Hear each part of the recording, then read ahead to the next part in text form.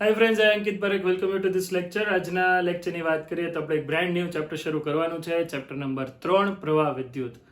આમ તો હું ન્યુક્લિયસ સ્ટાર્ટ કરવાનો હતો, પણ મને એવું લાગ્યું કે ચેપ્ટર 3 વધારે અગત્યનું છે, તો આપણે એના પર જ પહેલા ફોકસ કરીએ. પ્રકરણ 3 જે છે એની વાત કરીએ તો આ છે પ્રવાહ વિદ્યુત, રાઈટ. આના વિશે તમે ધોરણ 10 માં પણ થોડુંક જે છે એ ભણીને આવ્યા છો. સૌથી પહેલા આપણે જો વિદ્યુત પ્રવાહની વાત કરીએ, કરંટ ઇલેક્ટ્રિસિટીની વાત કરીએ, તો ગતિમાન વિદ્યુત ભાર જે છે કોઈક આડછેદને લંબ રૂપે એકમ સમયમાંથી પસાર થતો હોય એને આપણે વિદ્યુત પ્રવાહ કહીએ છીએ. આપણે આજુબાજુ દરેક વસ્તુ જે છે તમે જુઓ એ વિદ્યુત પ્રવાહ કરંટથી જ ચાલે છે. તમે વિચારો કે એક દિવસની 1 કલાક પણ તમારા ઘરે જે છે એ ઇલેક્ટ્રિસિટી કટ થઈ જતી હોય તો આપણે કેટલી ખરાબ પરિસ્થિતિ થાય છે. એટલે આ ખૂબ જ કહેવાય ને કે ભણવા માટે તો અગત્યનો ટોપિક છે જ તે, પણ આપણને ખ્યાલ છે કે વિદ્યુત પ્રવાહનું ઇમ્પોર્ટન્સ આપણી લાઈફમાં કેટલું બધું છે. વધારે એના વિશે સમાજ વિદ્યા ટાઈપ ચર્ચા નહીં કરતા આપણે ટેકનિકલ મુદ્દાઓ ઉપર ફોકસ કરીએ કે યાર પ્રવાહ વિદ્યુત જે છે સૌથી પહેલા તો આપણે કહીએ કે ગતિમાન વિદ્યુત ભાર, અને એ પણ કેવો આડછેદને લંબ. કોના આડછેદને? તો કે વાહકના આડછેદને લંબ. બરાબર. ક્યારે? એકમ સમયમાં જો પસાર થતો હોય તો આપણે એને વિદ્યુત પ્રવાહ કહીએ છીએ. આ બધા જે પોઈન્ટ્સ લખ્યા મેં, બરાબર, એનું કહેવાય ને કે સ્ટ્રક્ચર રજૂ કરે છે. એટલે કે મેઇન મુદ્દો સમજાવે છે આપણને કે ગમે તે ગતિમાન વિદ્યુત ભારને વિદ્યુત પ્રવાહ નથી કહેતા. વાહકના આડછેદને લંબ એકમ સમયમાંથી પસાર થતા ગતિમાન વિદ્યુત ભારને આપણે જે છે એ વિદ્યુત પ્રવાહ કહીએ છીએ. આ વ્યાખ્યા બનશે વિદ્યુત પ્રવાહની. બરાબર. હવે જો હું તમને વાત કરું તો વિદ્યુત ભારને ગતિ કરાવવા માટે વિદ્યુત ક્ષેત્ર જરૂરી છે. જેમ કે અહીંયા હું નિયમિત વિદ્યુત ક્ષેત્ર ડ્રો કરું. આ એક નિયમિત વિદ્યુત ક્ષેત્ર છે. વિદ્યુત ક્ષેત્રની દિશા ધનથી ઋણ છે. કોમન સેન્સની વાત છે યાર, આ તો પહેલા ચેપ્ટરમાં ભણી ગયા. અને અહીંયા કોઈ ક્યુ વિદ્યુત ભાર પ્લસ ક્યુ વિદ્યુત ભાર મૂકી દો, જસ્ટ રિલીઝ કરો તો ઓટોમેટિકલી એ આ બાજુ ખેંચાઈ જવાનો છે, કારણ કે એના ઉપર ક્યુ જેટલું વિદ્યુતીય બળ લાગે છે.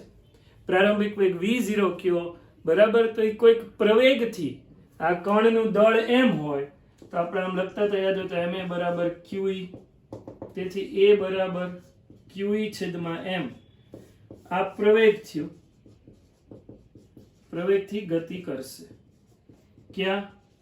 તો કે ભાઈ આ વિદ્યુત ક્ષેત્રમાં. પ્રકરણ નંબર 2 માં તો એવું ભણ્યા યાર કે વાહકની અંદર તો વિદ્યુત ક્ષેત્ર જ શૂન્ય છે. વાહકની અંદર વિદ્યુત ક્ષેત્ર શૂન્ય છે, તો વાહકની અંદર વિદ્યુત ભાર ગતિ કઈ રીતે કરે? વિદ્યુત ભાર જે છે અહીંયા વિદ્યુત ક્ષેત્રની અસર હેઠળ ગતિ કરતું હોય. પ્રકરણ 1 માં ભણ્યા. પ્રકરણ 2 માં ભણ્યા કે ભાઈ વાહકોની અંદર વિદ્યુત ક્ષેત્ર શૂન્ય છે. તો પ્રકરણ 3 માં અમે તમને એવું ભણાવવા માંગીએ છીએ કે વાહકની અંદર વિદ્યુત ભાર ગતિ કરે છે, તો કંઈક તો એવું હશે ને કે જેના કારણે વાહકની અંદર વિદ્યુત ક્ષેત્ર એસ્ટાબ્લિશ થતું હોય. બરાબર છે. એટલે આ કોન્સેપ્ચ્યુઅલ વસ્તુ છે, આમાં કઈ એવું વધારે સમજાવવાનું નથી. પણ હું તમને એ પહેલા વિદ્યુત ભારની ગતિ વાહકમાં કઈ રીતે થાય છે એ સમજાવું. તો કે ઉષ્મીય ગુણધર્મને લીધે, અથવા આપણે કહી શકીએ તાપમાનને લીધે, અહીંયા તાપમાનને લીધે જે છે એ વાહકની અંદર રહેલા વિદ્યુત ભારો, સ્પેસિફિકલી ઇલેક્ટ્રોન્સ આપણે એને કહી શકીએ, ગતિ કરતા હોય છે. બરાબર.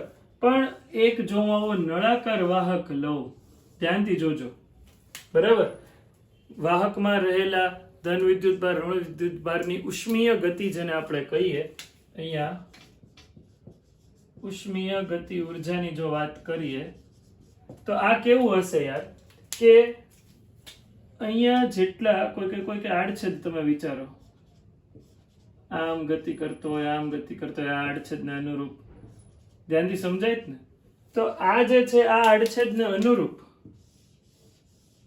જેટલા વિદ્યુત ભારો ગતિ કરે છે, તો એક સરેરાશ તમે લેવા જાઓ જો આમાં તમે વિદ્યુતભારની ગતિની સરેરાશ લેવા જાઓ તો ધારો કે એ અને બી, તો એ થી બી જે વેગ છે તેટલો જ કેટલો છે બી થી એ, બરાબર. એ થી બી જેટલા આપણે કહી શકીએ વિદ્યુત ભારો જાય છે એટલા જ ક્યાંથી ક્યાં આવે છે બી થી એ. તેથી સરેરાશ વેગ 0 થઈ જાય. ઉષ્મીય ગતિ ઉર્જાને કારણે વાહકની અંદર વિદ્યુત ભારનો સરેરાશ વેગ 0 થઈ જાય એટલે નેટ ફ્લો ચોખ્ખો પ્રવાહ જે છે એ આપણને 0 મળે. આમાં કઈ નવું નથી યાર. એટલે કોઈક એક લોખંડનો તાર પડ્યો હોય, બરાબર ને, એને તમે પકડો તો કઈ એમાંથી કરંટ ન લાગે તમને, બરાબર. ઓકે, તો એમાંથી વિદ્યુત પ્રવાહ પસાર કેમ કરવો? આપણે આ વાહક તારના બે છેડા વચ્ચે વિદ્યુત સ્થિતિમાનનો તફાવત એસ્ટાબ્લિશ કરવો પડે, વિદ્યુત સ્થિતિમાનનો તફાવત પ્રસ્થાપિત કરવો પડે. એક છેડો વધારે વિદ્યુત સ્થિતિમાને, બીજો છેડો ઓછા વિદ્યુત સ્થિતિમાને. અને વિદ્યુત ક્ષેત્રની દિશા બધાને ખબર જ છે યાર, વધારે વિદ્યુત સ્થિતિમાનથી ઓછા વિદ્યુત સ્થિતિમાન તરફ. આના કારણે વાહકની અંદર જે છે એ વિદ્યુત પ્રવાહ જે છે એ બનશે, કારણ કેમ કે વિદ્યુત ક્ષેત્રની અસર હેઠળ વિદ્યુત ભાર ગતિ કરવાનો છે. એ પણ સમજીએ આપણે વાહકમાં વિદ્યુત પ્રવાહ. આ લખી લો તમે.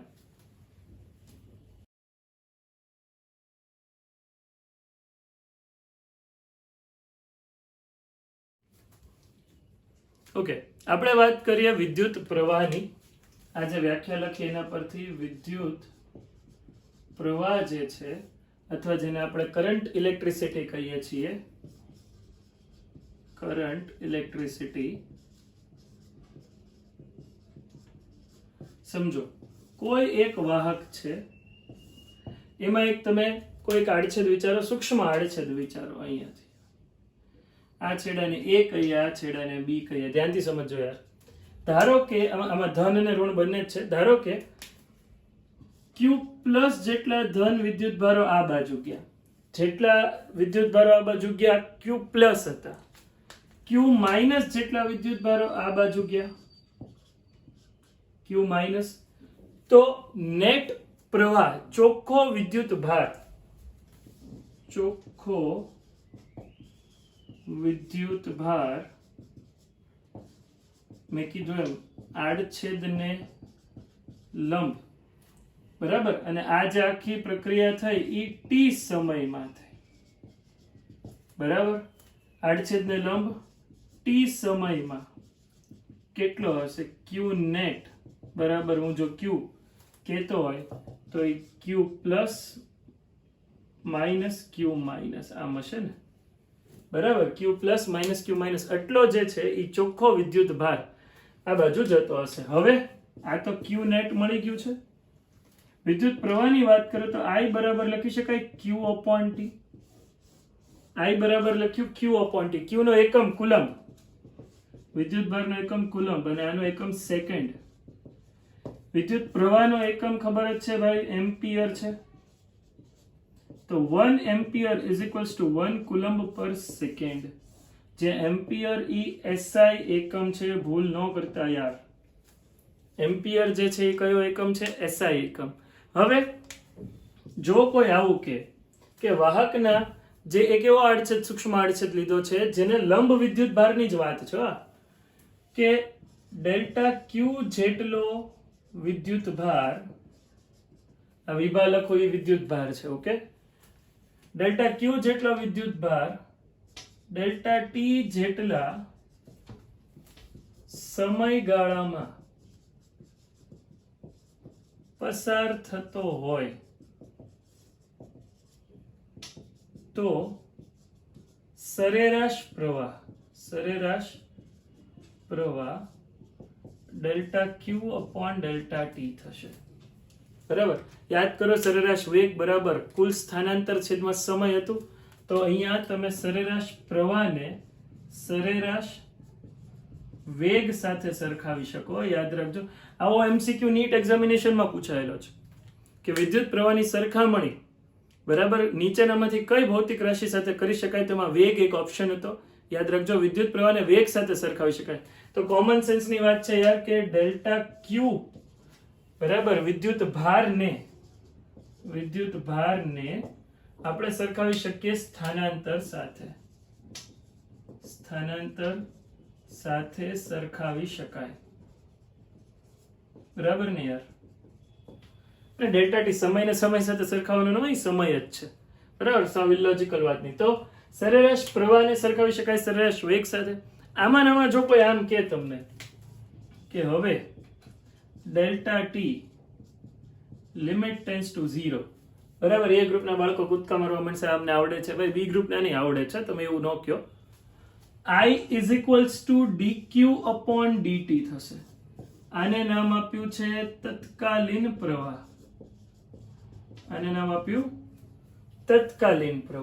બરાબર. તાત્ક્ષણિક પ્રવાહ અથવા તત્કાલીન પ્રવાહ અથવા ઇંગ્લિશમાં આને કહેવાય છે ઇન્સ્ટન્ટેનિયસ કરંટ.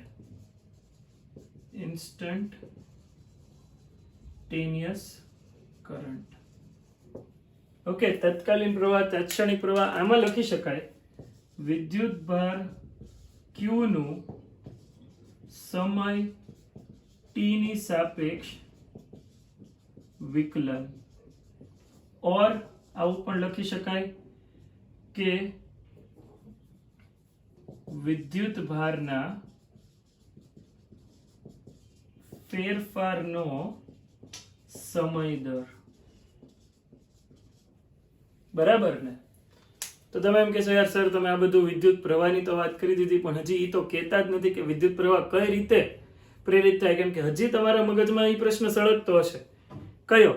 કે યાર વિદ્યુત ક્ષેત્રની હાજરીમાં વિદ્યુતભાર ગતિ પામે છે અને પ્રકરણ નંબર 2 માં કહો છો કે વિદ્યુત ક્ષેત્ર વાહકમાં તો રહેતું નથી, તો પછી વિદ્યુતભાર ગતિ કઈ રીતે કરી શકે?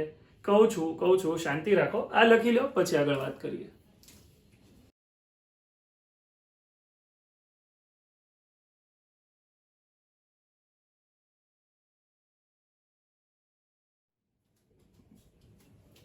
જો આના આધારિત એક દાખલો કરાવી દઉં યાર. ધારો કે તમને આમ કીધું q બરાબર 3t² + 2t + 5, રાઈટ? આ વિદ્યુત ભાર સમયનો વિધેય થયો. બરાબર ને? વિદ્યુત ભાર સમય સાથે આવી રીતે બદલાય છે. તો તમારે શું કરવાનું છે? તમારે શોધવાનું છે સરેરાશ પ્રવાહ t બરાબર 0 થી t બરાબર 3 સેકન્ડ માટે અને t બરાબર 5 સેકન્ડ પર તત્કાલીન પ્રવાહ અથવા તાત્ક્ષણિક પ્રવાહ અથવા ઇન્સ્ટન્ટેનિયસ કરંટ. એટલી વસ્તુ આ જે છે એ તમારો ક્વેશ્ચન છે, આ તમારે શોધવાનું છે. ચાલો હવે તો કે Q આપી દીધું છે, રકમમાં આપણને Q વિદ્યુત ભાર જે છે એ આપી દીધું છે. એનાથી આગળ વધીએ. સરેરાશ પ્રવાહનું સૂત્ર છે સરેરાશ પ્રવાહ I બરાબર ડેલ્ટા Q છેદમાં ડેલ્ટા T. તો સૌથી પહેલા ડેલ્ટા Q બરાબર આપણે લખી શકીએ Q2 minus Q1 delta T T2 minus T1 upon delta T. સરેરાશ પ્રવાહ આમ લખીએ છીએ. ત્યારે હું આ કાઢી નાખું છું અને આની જગ્યાએ ડાયરેક્ટલી સરેરાશ I લખી નાખું છું. Q2 માઇનસ Q1 એટલે ડેલ્ટા Q થશે ને. ચાલો Q1 શોધીએ. Q1 એટલે Q ઓફ 0. Q નું જે સમીકરણ છે જ્યાં તમને T દેખાય ત્યાં 0 નાખી દો એટલે આ થઈ ગયું 0 + 0 + 5 બરાબર 5 કુલમ્બ. એવી જ રીતે Q2 બરાબર Q ઓફ 3, કેમ કે ત્રીજી સેકન્ડે ગોતવાનું છે. આ એનો પ્રારંભિક સમય થયો, આ અંતિમ સમય થયો. તો 3 સેકન્ડના સમયગાળા માટે આજે આખી ચર્ચા આપણે કરીએ છીએ. બરાબર. હવે Q ઓફ 3 તો 3 ગુણ્યા 3 નો વર્ગ, જ્યાં t વાળી જાવ ત્યાં 3 ટપકાવી દો, પ્લસ 2 × 3 પ્લસ 5. આ 3 × 9 = 27, 27 ને 2 × 6 એટલે 33, 33 ને 5 38 કુલમ્બ. સમય તો છે જ તે નહીં યાર. આ T1 કહી શકાય ને આ T2. બરાબર. સરેરાશ પ્રવાહ I બરાબર ડેલ્ટા Q છેદમાં ડેલ્ટા T બરાબર Q2 minus Q1 upon T2 minus T1. Q2 કેટલું છે? 38 ઓછા 5 3 ઓછા 0 38 ઓછા 5 એટલે આ થઈ ગયું 33/3 11 એમ્પિયર. આજે આખી ગણતરી કરી છે મેં આટલી મોટી. 38 કપાઈ ગયું, બરાબર? ઠીક નહીં યાર? તો ફરીથી લખી દઉં. 38 કુલમ્બ હતું અહીંયા. તો આ જે આખી ગણતરી કરીને યાર, ઈ સરેરાશ પ્રવાહની હતી. હવે સરેરાશ પ્રવાહ નથી જોતો, હવે જોઈએ છે તત્કાલીન પ્રવાહ, તાત્ક્ષણિક પ્રવાહ કઈ સેકન્ડે? 5મી સેકન્ડે. તો ઈ પણ કરી દઈએ. તત્કાલીન પ્રવાહ, બરાબર? આ કયો હતો? સરેરાશ પ્રવાહ. હવે કયો પ્રવાહ? તત્કાલીન પ્રવાહ. I બરાબર dq/dt. હવે વિકલન તો કોઈને શીખવાડવું પડે જ નહીં, સવાલ વગરની વાત છે. 3t² + 2t + 5. ઓકે, આનું વિકલન I બરાબર 6t + 2. ઓકે, 6t કઈ સેકન્ડે જો છે? 5 સેકન્ડે +2. જેટલામી સેકન્ડે જોતો એની કિંમત મૂકી દેવાની. તો 6 × 5 = 30, 30 ને 2 32 એમ્પિયર જે છે આ I/5 આવ્યું. I/5 નો મતલબ ખબર પડી ને? I ગુણ્યા 5 નથી, 5મી સેકન્ડે. અહીંયા 5મી સેકન્ડે વિદ્યુત પ્રવાહ છે, બરાબર? 5મી સેકન્ડે વિદ્યુત પ્રવાહ. તો ખૂબ સહેલો દાખલો હતો.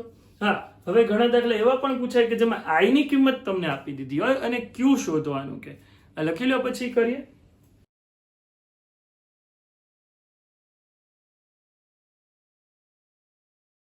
જો હવે I આપી દઉં છું અને Q વિદ્યુતભાર શોધવાની વાત છે. ધારો કે I બરાબર આપ્યું છે I0 + αt, જ્યાં I0 બરાબર 10 એમ્પિયર લખું છું અને આલ્ફા બરાબર આપણે લખી દઈએ 2. તો I ની કિંમત થશે 10 + 2t. ઓકે, અને તમારે શું શોધવાનું છે? તો આપણને પ્રશ્નમાં આવું આપી દીધું છે. આ રકમ જ છે, જો આ ક્વેશ્ચન જ ચાલે છે ભાઈ. I બરાબર I0 + αt આપી દીધું છે અને t બરાબર 3 સેકન્ડ થી t બરાબર 6 સેકન્ડ દરમિયાન વાહક માંથી પસાર થતો વિદ્યુત ભાર મેળવો. ઓકે, પ્રશ્ન થઈ ગયો, લખી નાખો સાઈડમાં. હવે તો કે I બરાબર સૂત્ર છે તે જોઈ લો, dq/dt. I બરાબર dq/dt. તેથી અહીંયા લખી નાખું dq બરાબર I dt, અને કુલ વિદ્યુતભાર કરવો હોય તો સંકલન I dt. સમજાય ને? dq એટલે સૂક્ષ્મ વિદ્યુતભાર. હવે સંકલન કરું, ક્યાંથી ક્યાં સંકલન કરીશ? 3 સેકન્ડ થી 6 સેકન્ડ. આ સંકલન કરવું એટલે મને કુલ વિદ્યુતભાર મળી જાય. ક્યાંથી ક્યાં? 3 થી 6. આ એક નોંધ કરીને તમે લખો તો લખી નાખજો Q બરાબર, આના ઉપરથી અહીંયા જગ્યા છે કરી નાખીએ. Q બરાબર સંકલન I dt થશે. ઓકે, નિયત સંકલન કરવું પડે. કુલ વિદ્યુતભાર એ વિદ્યુત પ્રવાહના સમયની સાપેક્ષે સંકલનથી મળે છે. સંકલન વિકલન ઇન્વર્સ પ્રોસેસ જ થઈ. ચાલો, I ની કિંમત છે ને યાર, 3 થી 6, 10 + 2t dt. આનું સંકલન કરીએ. તગડો અહીંયા સેજ નાનો કરી દો. ઓકે, ચાલો, જવાબ તમારી સામે જ છે.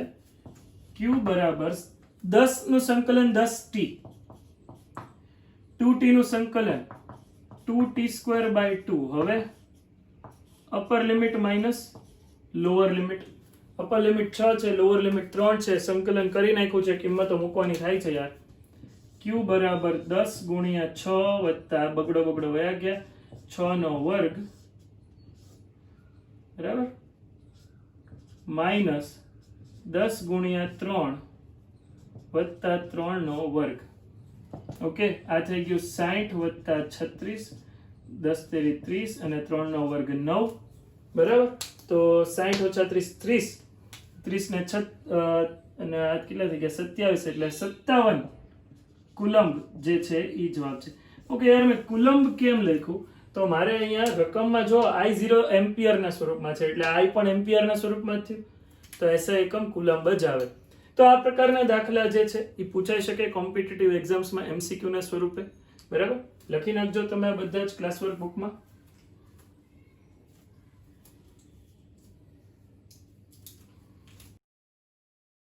આપણને હાઇડ્રોજન પરમાણુ વિશે ખબર છે, પરમાણુ ચેપ્ટરમાં મેં ભણાયું, અને આમ પણ તમને ખ્યાલ જ છે કે હાઇડ્રોજન પરમાણુમાં એક ઇલેક્ટ્રોન ન્યુક્લિયસ ફરતે ભ્રમણ કરે છે અચળ ઝડપથી.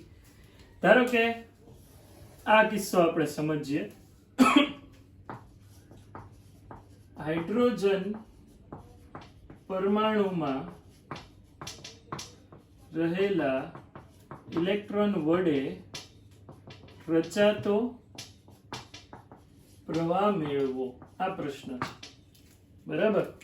આ પ્રશ્નને આપણે કઈ રીતે ઉકેલવો એ જોઈએ. જુઓ શું કીધું છે, તો કે અહીંયા હું લખું I બરાબર Q છેદમાં T, બરાબર. હવે હાઇડ્રોજન પરમાણુ નમૂનો વિચારો. આ ન્યુક્લિયસ, એનાથી આ R ત્રિજ્યાની કોઈ કક્ષામાં એક ઇલેક્ટ્રોન, અચળ ઝડપ બોલું છું, વેગ નહીં, બરાબર. દરેક બિંદુએ વેગ સ્પર્શકની દિશામાં છે, એટલે વેગ તો બદલાય છે પણ ઝડપ અચળ છે. ઝડપ કેવી છે? અચળ છે. અને v બરાબર આપણે અહીંયા લખી શકીએ 2πr છેદમાં કેપિટલ T. અહીં r જે છે એ કક્ષાની ત્રિજ્યા છે, બરાબર, અને t આવર્તકાળ છે. t શું છે? આવર્તકાળ. ઓકે, અહીંયા આ પણ લખી શકાય t બરાબર 1/f અથવા f બરાબર 1/t, જ્યાં f આવૃત્તિ છે. f શું છે? આવૃત્તિ, બરાબર. I બરાબર Q છેદમાં T. કોણ? અહીંયા વિદ્યુતભાર કયો છે? E, ઇલેક્ટ્રોનનો વિદ્યુતભાર. એટલે I બરાબર લખું E, અને એક આખું પરિભ્રમણ પૂર્ણ કરતા એને કેપિટલ T જેટલો સમય લાગે, એને તો આવર્તકાળ કીધો, ટાઈમ પીરિયડ, કેપિટલ T. હવે જુઓ તો સ્મોલ v બરાબર 2πr/t. તો આમાંથી t ને સૂત્રનો કરતા બનાવો તો 2πr/v આવી શકે. કિંમત મૂકી દઉં, E 2πr છેદમાં v. તેથી I બરાબર EV/2πr. આ જવાબ બનશે. I બરાબર EV/2πr. આ યાદ રાખજો સૂત્ર. ઘણીવાર v આપી દીધું હોય અને તમને સીધો પ્રવાહ શોધવાનો કીધો હોય, અથવા જે તે r આપ્યું હોય એના માટે તમને પ્રવાહ શોધવાનો કીધો હોય. હાઇડ્રોજન અથવા હાઇડ્રોજનિક પરમાણુ માટે I નું સૂત્ર આવું બને છે. એક એક્સ્ટ્રા વસ્તુ હું અહીંયા લખી દઉં તમને.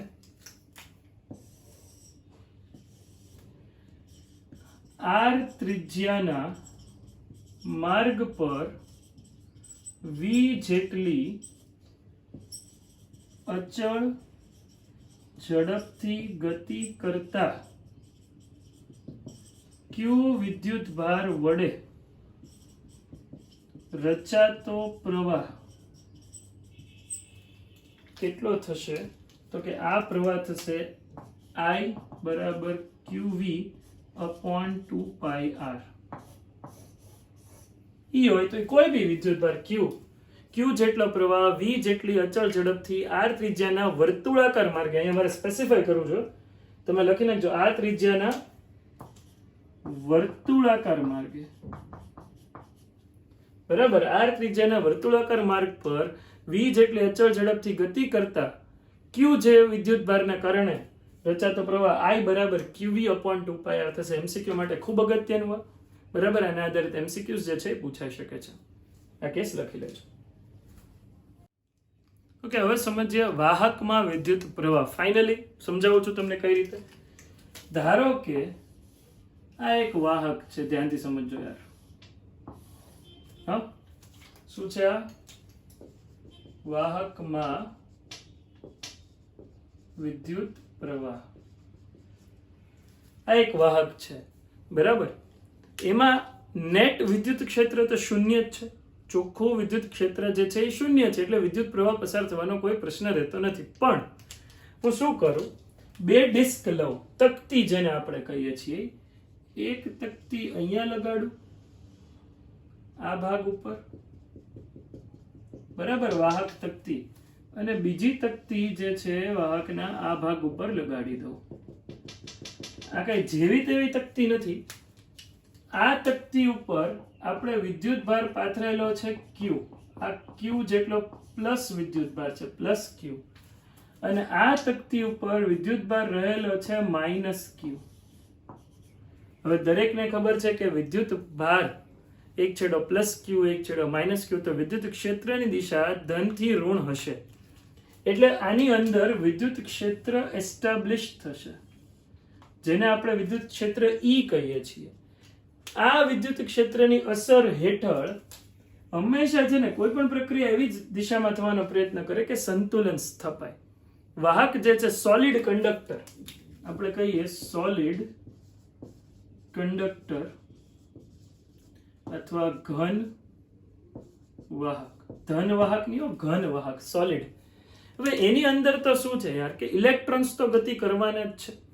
ઇલેક્ટ્રોન જે છે એ ગતિ કરવા માટે ધાતુમાં મુક્ત છે, બરાબર, નો ડાઉટ એના ન્યુક્લિયસ વડે જકડાયેલા છે.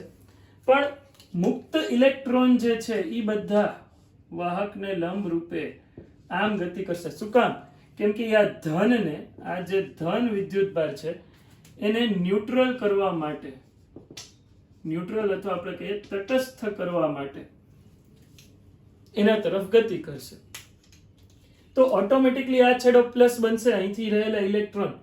એટલે બહુ માઇન્યુટ ટાઈમ માટે, બહુ ઓછા સમય માટે, સમયના ટૂંકા ગાળા માટે તમને વાહકને લંબ રૂપે, જો તમે વાહકના, આમ તો વાહકને નહીં પણ વાહકના આડછેદને લંબ રૂપે વિદ્યુત ભારની ગતિ જોવા મળે છે, જેને આપણે શું કીધું છે યાર? વિદ્યુત પ્રવાહ. બરાબર. જેટલા સમયગાળામાં અપોન ડેલ્ટા ટી કહી દઈએ, સૂક્ષ્મ સમયગાળા ડેલ્ટા ટી માટેની આ વાત છે. ઓકે, તો આના ઉપરથી વિચારો કે આ તો લાંબુ ચલાવી શકાય. એટલે આપણે એક એવી રચના કરી કે જેના કારણે આ વાહકના બે છેડા પર સતત વિદ્યુત ભાર નવો એડ થતો જાય, જમા થતો જાય. તમે સમજો, અહીંયા રહેલા ઇલેક્ટ્રોન આમ જતા રહે એટલે પ્લસ ક્યુ ને એટલો ઋણ વિદ્યુત ભાર એના ઉપર આવ્યો એટલે ઈ શૂન્ય થઈ ગયું. ઓટોમેટિકલી આ છેડો ધન બન્યો, માઇનસ ક્યુ ની સામે પ્લસ ક્યુ એટલે ઈ શૂન્ય થઈ ગયું. તો પાછું બે છેડા વચ્ચે જે વિદ્યુત સ્થિતિમાનનો તફાવત એસ્ટાબ્લિશ થતો હતો એ તો શૂન્ય થઈ ગયો ને. આ જો વાહકની લેન્થ હું એલ કહેતો હોય, આની લેન્થ એલ કહેતો હોય અને આ વિદ્યુત ક્ષેત્ર ઈ મળતું હોય, તો આ બે છેડા વચ્ચે જે વિદ્યુત સ્થિતિમાનનો તફાવત તો વી બરાબર ઈ એલ કહી શકાય. ઈ ઇન્ટુ એલ આપણે ઇન્ટિગ્રેશન આ તમે સમજ્યા જ છો બીજા ચેપ્ટરમાં ના સ્ટાર્ટિંગમાં પણ. તો વી બરાબર ઈ એલ કહી શકો. પણ મેં તમને કીધું એમ કે એક છેડો, આ એક છેડો જે પ્લસ ક્યુ છે એના તરફ આવતા ઇલેક્ટ્રોન એટલો ને એટલો ધન પ્લસ ઋણ તટસ્થ, આ છેડો તટસ્થ બની ગયો, આ ઋણ પ્લસ ધન અને ઈ તટસ્થ બની ગયો. તો નેટ ફ્લો, નેટ વિદ્યુત સ્થિતિમાં, નેટ વિદ્યુત ક્ષેત્ર તો શૂન્ય થઈ ગયું યાર. તો આપણે આ પ્રક્રિયા વહન સતત ચાલુ રાખવું હોય તો એવું ટ્રાય કરવી પડે કે અહીંયા પ્લસ ક્યુ જળવાઈ રહે અને અહીંયા માઇનસ ક્યુ જળવાઈ રહે. જેના માટે આપણે જે રચના વિકસાવી છે એને કહીએ છીએ બેટરી અથવા સેલ. અને અહીંયા આ એક ધન છેડો, આ ઋણ છેડો અને વિદ્યુત કોષ પ્લસ માઇનસ, અહીંયા પ્લસ, આ માઇનસ, વિદ્યુત ક્ષેત્રની દિશા ઈ, અને જેની અસર હેઠળ સતત ઇલેક્ટ્રોન જે છે એ આ દિશામાં ગતિ કરતા રહે છે. બરાબર. ઇલેક્ટ્રોન જે છે એ આ દિશામાં ગતિ કરે છે, ઋણમાંથી નીકળી. પણ આ જે ગતિ આવી એ તો ઇલેક્ટ્રોનની ગતિ આવી. ઇલેક્ટ્રોન એટલે ઋણ વિદ્યુતભાર. કન્વેન્શનલ કરંટ, રૈવાજિક વિદ્યુત પ્રવાહ જેને કહેવાય છે. તો યાર આ રૈવાજિક વિદ્યુત પ્રવાહ આ રેડ લાઈનની ડાયરેક્શનમાં છે. જો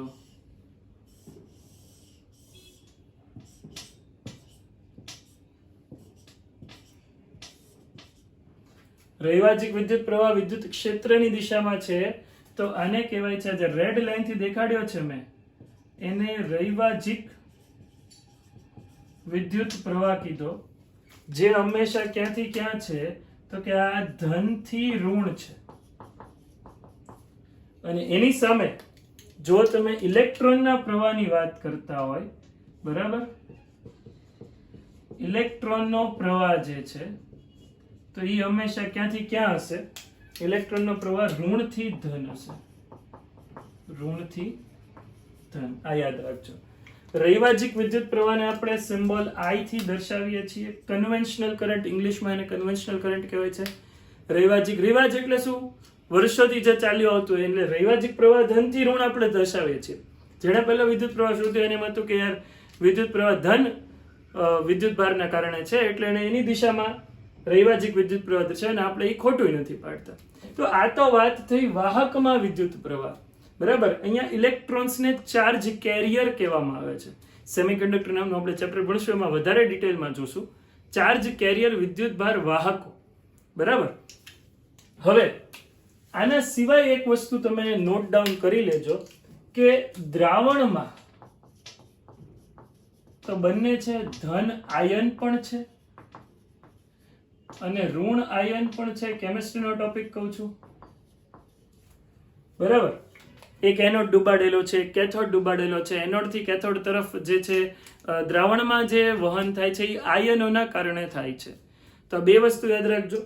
ધાતુઓમાં વિદ્યુત પ્રવાહનું વહન, વિદ્યુત ભારનું વહન કોના લીધે છે? ઇલેક્ટ્રોન્સના કારણે. એને વિદ્યુત ભાર વાહક કહેવાય છે. જ્યારે દ્રાવણોમાં વિદ્યુત પ્રવાહનું વહન, એના માટે જવાબદાર ધન અને ઋણ આયનો છે. બંને જવાબદાર છે, યાદ રાખજો. ધન આયનો સોલિડ કંડક્ટર, બરાબર. ઘન આપણે કહી શકીએ કે વાહકમાં નથી, એમાં ઇલેક્ટ્રોન જ જવાબદાર છે. આ બંને વસ્તુ તમે નોટ ડાઉન કરજો. એક છે સેમી કંડક્ટર, અર્ધવાહકો જેને કહેવાય, બરાબર. સેમી કંડક્ટર આની સિવાય કહું, સેમી કંડક્ટર્સ અર્ધવાહક, એમાં ઇલેક્ટ્રોન અને હોલ્સ છે, બરાબર. આ હોલ્સ વિશે હું અત્યારે નહીં સમજાવું. આ જ ચેપ્ટરમાં આગળ ડ્રિફ્ટ, વેગ ને એ બધું ભણી લેશું ત્યારે કહીશ. અને એનું તો આખું એક ચેપ્ટર સેમિકન્ડક્ટર નામનું ચેપ્ટર જ તમારે ભણવાનું આવશે, એટલે કોઈ ચિંતા નથી, બરાબર. તો આ જે મેં વાત કરી, હવે તમને એવું મગજમાં ક્લિયર થવું જોઈએ કે બેટરી લગાડવાથી, વિદ્યુત સેલ લગાડવાથી, વિદ્યુત કોષ લગાડવાથી વિદ્યુત સ્થિતિમાનનો તફાવત V બે છેડા વચ્ચે જળવાઈ રહે છે અને સતત ઇલેક્ટ્રોનનું વહન થાય છે, બરાબર. ઇલેક્ટ્રોનના વહનની ઓપોઝિટ ડાયરેક્શનમાં આપણે જે છે એ રૈવાજિક પ્રવાહ, કન્વેન્શનલ કરંટ કન્સિડર કરીએ છીએ, અને આ રીતે વાહકમાં સતત વિદ્યુત પ્રવાહ મેળવી શકાય છે. તો થઈ ગયું સોલ્યુશન, રાઈટ? લખી નાખો.